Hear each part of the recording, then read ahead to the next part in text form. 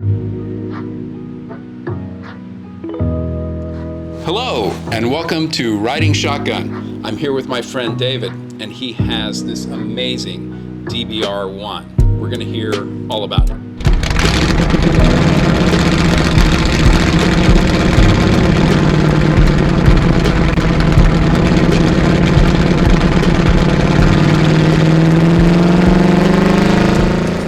Well, I grew up in an era when there were still rods running on the streets up here in Northern California. A lot of the guys I went to high school with were working on their rods in their garages. And the more I got into it, the more I delved into the history, which was very rich. You could say that it started to peak in the late 30s, just before World War II, when guys were taking Model A's, putting Flathead V8s in them, stripping them down and making them go fast. Down south in Southern California, of course, they went to the high desert and to Bonneville, up here to various places where they could be run fast. And then just after the war, all the GIs were coming back. A lot of them had gotten tremendous technical training during the war and everything from ships to planes to tanks, artillery, you name it. So there was a whole body of knowledgeable people who'd wrenched serious equipment. And they got to continuing the legacy of the Ford Flathead in stripped down rods. And I would say that period, say 46 through early 50s, was the golden age of the classic flathead, open wheel, high boy or low boy rod. They were amazing cars to listen to. They were amazing to drive, and they left an imprint that ran very deep. Maybe part of it was because if you got a chance to drive them, they left you with an impression that stayed with you the rest of your life. They were visceral, very, very visceral. They got into your guts. There was nothing between you and the machine. And so for a long time, I dreamed of kind of recreating or making something that reminded me of that history and of those machines. Wow, so that's a great history of, and that was a lot of your childhood. You enjoyed a lot of that, the hot rod nature and everything? Yeah, I got the virus, the car virus in my body when I was about 14 and never got rid of it. Phenomenal. It got worse and worse and took me over. I bet. So how did all of that culminate in this? Well, frankly, I went in the direction of sports cars, and I raced for a while, and I loved all that, loved it. But the memory of the rods, what they meant, and what they did to me when I was near them and in them, affected me, and I knew that I wanted to do one. I wanted to do one with the history in it and with the sense of what they were all about originally in it. And I was fortunate to have two guys up here close by in Marin who'd been building cars, building engines for many, many years. These were real serious professionals. And I'd known them, and I got together with them and I told them what I wanted to do, and they said, okay, fine, we can do that. And I thought they were just going to proceed and do what I had drawn up. Sure. No, that's not what happened at all. They didn't. These guys were brilliant. I mean, they talked to metal. They were craftsmen of the highest level, incredible fabricators. Now, didn't you say one of them was a chassis builder for funny cars? Is that what it was? No, he built chassis for very high-end drag equipment, and built engines for them and for boats as well. Wow. Drag boats. The other was a serious chassis builder also, and had fabricated the most advanced sports racing cars for road racing. So he had a very broad range of knowledge and experience. And they set about doing it, and it came out far more than I expected, far more in every way. The level of craftsmanship, the attention to detail, the sense of history that came out of it. It really was astonishing. I mean, the And- one thing you'll notice about this is every detail has been looked at carefully, and I think literally everything is handmade, right? I mean, it's a piece of art. Even the chassis. Even the chassis. Yeah, even you the said, chassis. Now, what was this car originally? The car was originally supposed to be built on a donor that I had, an early Ford.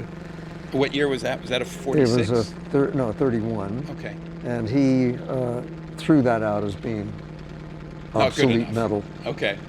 For him, having built sport racing cars and dragsters, weight was the great enemy. And so everything he did wasn't just beautiful and functional, it was about weight, taking it out. Okay. And we ended up with a car that, if I recall, weighed in at around 1,850 pounds on the scale. Wow. And this is a very serious flathead that's in there. It's bored out to 305 cubes, is about as far as you can take a flatty. Okay. And everything they did was designed to get maximum torque, maximum throttle response, and take advantage of the lightweight. And the tolerances between components, the fit and finish, are just at another level. I had never seen anything like it. I was working on the car because I did all the electrics. I insisted on doing all the electrics, so I was there to see it as it proceeded. Nice. So your hands have been laid upon this as well. Very Yes, much yes. so. Nice. At least in part. And watching what they were doing was just a lesson in metalwork. Okay. So, Interesting. And I think it came out with the history I was looking for. It looks like a post-World War II rod. It's absolutely gorgeous. And so, what year did you start this project? I think it was 91, Okay. something like that. Wow. And then how many years before you actually drove the car? 3. Oh, okay, not too bad. 3. That's pretty good for building a car basically from the ground up, right? These guys had an exceptional understanding of what it was about. Nice. Yeah. So how many miles do you think you've driven this? Only about 4,500. Okay. But you've done it on some mostly short drives, or have you done some longer drives? I've done some nice runs, yeah. Yeah. Some really nice runs. Because you have other cars and you like to do a lot of long rallies and things, I do, right? I So, do. And it doesn't sound like anything, but it's it's equivalent to going across country and halfway back. Sure, absolutely. So it's a lot of miles, but anyhow, they've been great miles. The car hasn't had any down to the grocery store miles. They've all been serious. Sure. And the car was designed to handle. Right. This is not a grocery getter. This Right. is a let's get out and Right. drive. And, you know, it has a Tremec 5-speed in it. Mm-hmm. Functionally, with the large tires in the rear and the gearing we have, it's a 4-speed.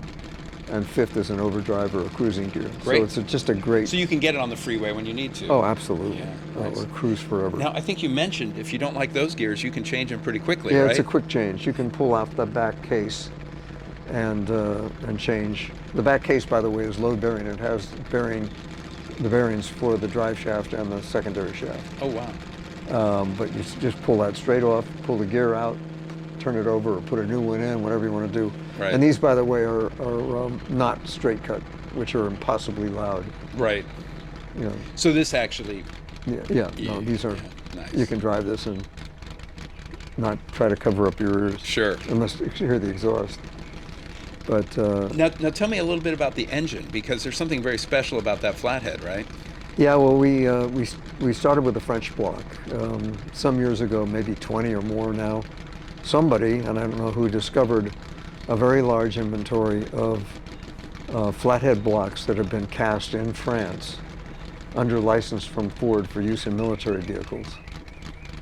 And they were new metallurgy, for one thing, as compared to the So stuff from they went to 1931. France, but they were never used. Yeah, no, they were cast in Oh, they were France. cast in France. Under license. Oh, okay. They were got cast it. in France of modern materials in probably the 50s or 60s, Okay. rather than the 30s. Okay. So rather than being old and having been worked over and Sure. probably with hairline cracks here and there, you had brand new virgin metal. They were beautifully done. I bought 2 of them. Put one in this car and I sold one to a friend who wanted one. Got it. And it's a great way to go. It's Wow. a really great way to go. And they had the later larger cooling passages in them, which was good. But the whole idea of it, because these guys built drag engines, they were interested in torque and instant throttle response. So rather than go with sequential throttles, one carburetor after the other, Sure. they went all together. And so when you hit that pedal, you've got everything going right now. There's no missing, there's no delay. It's torque right now. there. Right now. Yeah. And it's a fantastic feeling. And then So I'm guessing you've maybe spun the wheels a bit every once in a while. it would, you know, yeah, it would. Nice. But it's just that you can just accelerate right now. Sure. And flatheads were known for having tremendous torque. The horsepower figures weren't that high by standards at the time they were. But let's say in 1946, you might have an engine like this putting out 200 horsepower, but probably close to 300 foot-pounds of torque. Wow. And so they went for... On a car that's really light. Very light. Yeah. Yeah, and they didn't go for high compression. They went for cubic inches. Okay. So they bored it out to make 305 cubic inches. So this must run on regular gas. It doesn't need like race fuel? I wouldn't. Right. You probably could, but I... Okay, what do you... Well, that's... I'm sorry. Having to go down to... So you don't go for avgas to get avgas? Yeah, No, it doesn't do anything. It's smooth, strong, and it's there at any RPM you need. Nice. You mentioned the hand-built nature of this car. You know, we talked about the chassis was, you know, had to be thrown out basically and was completely built from custom. That also extends to most of the visible parts of the car as well. Things like there's a lot of engine turning done on this, right? Yeah. Yeah. There's all kinds of fabrication. Even the bodywork. We had Brookville steel body, but it was all redone for this specific car. Okay. We just bought the panels and then reformed them to fit this car. The wheelbase was lengthened by about 9 inches in front. Oh, really? Yeah, extends forward of the engine, so there's a large space between the radiator and the engine. There's more airflow, and it gives a more comfortable ride. I was going to say it should be a little nicer ride, not right? bouncy, But yeah, it also gives you a little extra space in and front. it handles. Okay. It handles very well. The wheels were an interesting thing. I originally was going to put on wires, classic wires, but I found these newly cast copies of the old Indy wheels that showed up in Indianapolis. Wheels or Holobrand cast wheels that showed up right after the war. They're gorgeous, And absolutely gorgeous. They're beautiful and they're trouble-free. And you've powder coated those, or No, that's the way they came. That's the way they came came, with wow. a cast finish. And when I compared them with the wires, there was a savings of about 8 pounds per wheel. Nice. Unsprung weight. And plus, if you're doing some kind of spirited driving, Right. these are going to be better for that than They wires are. any day of the week. Yeah, so. they'll stay the way they are. Yeah, exactly. For good. Yeah. Right. Oh, they're absolutely lovely. Yeah, and these tires are great. These are Excelsior. They're radials, but they're made in the kind of patterns and in sizes that were typical of rodding in the 30s and 40s. Sure. And what did you do for braking on this car?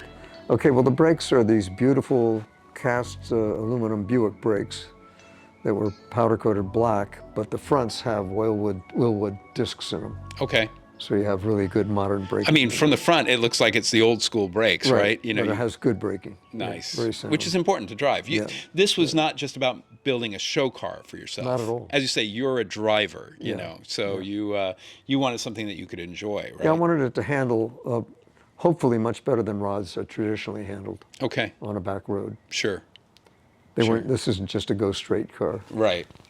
Which a lot of them were back in the day, right? Yeah, they were intended to be. Yeah, that. yeah. Right. And of course, living here in Northern California, we want to be able to go around corners and turns and things like that. I like straightening out roads. Yeah. Exactly right. Yeah, I do. Exactly right. Well, what else about this car that should we know? Well, everything, as I said, was hand built. Even the chassis, it was built of very, very light, thin wall materials, but very strong. The fuel tank is up here in the trunk area and is fed by a GM electric pump Okay. immersed in the tank. Nice. This is a lot of very smart work. I mean, the tolerances, you talk about tolerances on these exhaust tips, I know. just, I mean, millimeters. It's amazing. You know? The underside of this is just so clean, and you can really see the custom work they did, all the suspension work and everything. And didn't they build the pans for both the transmission and the engine? Not the transmission, but the engine. Okay.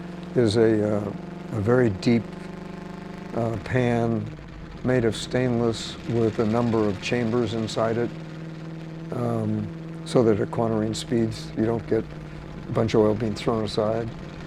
And it has a huge capacity. I think it's 10 quarts or so. Wow. Okay. So there's a Maybe lot it of thinks cooling. it's a Porsche with all that amount of oil. You know, I don't know. A lot of cooling. Yeah. As you say, Yeah. and the whole point that you mentioned was you wanted this to be like what they would have done in the 40s, right? Exactly. As a car. So Yeah.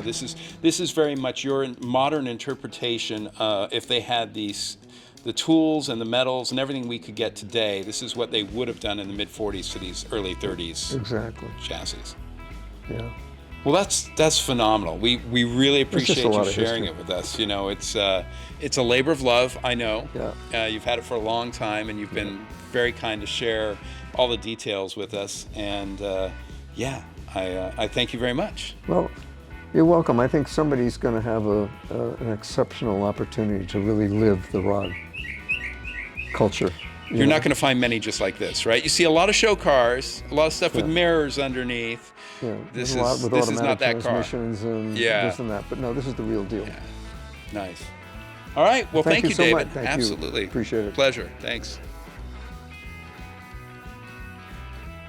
We want to thank David for sharing the story of this very special Roadster. I have spent countless hours poring over this car and cannot stress how superb this build really is. It's a true work of art. David has decided to move this on to its next caretaker. It is live on Bring a Trailer. We encourage you to visit us at GenauAutoWerks.com for a lot more information on this very special build. Thank you so much.